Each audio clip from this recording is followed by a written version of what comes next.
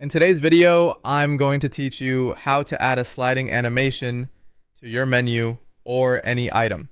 By the end, you'll know exactly how to give your menu or any on-screen element a smooth, polished motion that helps guide attention without distracting from your content. First, head to the menu or the specific item you want to animate.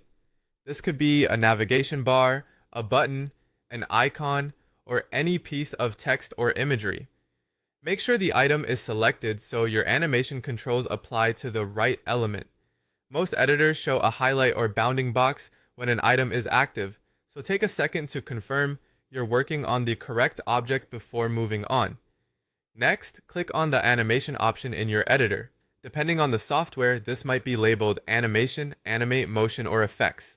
You're looking for the panel or tab where motion settings live. Opening this area ensures you can choose the type of movement you want and fine-tune how that movement feels. Now choose a floating style. Even though we're aiming for a sliding effect, many tools group gentle slides under a floating family because the motion looks soft and natural, as if the item is subtly gliding into place. Look for names like float in, float out, or simply floating. This choice provides that clean, professional movement that feels purposeful rather than abrupt. Finally, choose a direction for the movement. This is where you decide whether the item should arrive from the left, right, top, or bottom. Think about your layout and how people read your design. Sliding in from the left can support left to right reading flows, while sliding up from the bottom can emphasize elements near the footer or call attention to a button. The direction should complement the structure of your page and the hierarchy of your content so the animation helps, not hinders, the experience.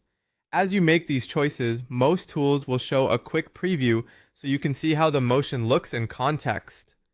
Aim for a look that feels smooth and intentional. If you're animating multiple items, keeping the direction consistent across similar elements will reduce visual clutter and make your design feel cohesive. Also, be mindful of how the animation supports the action you want viewers to take.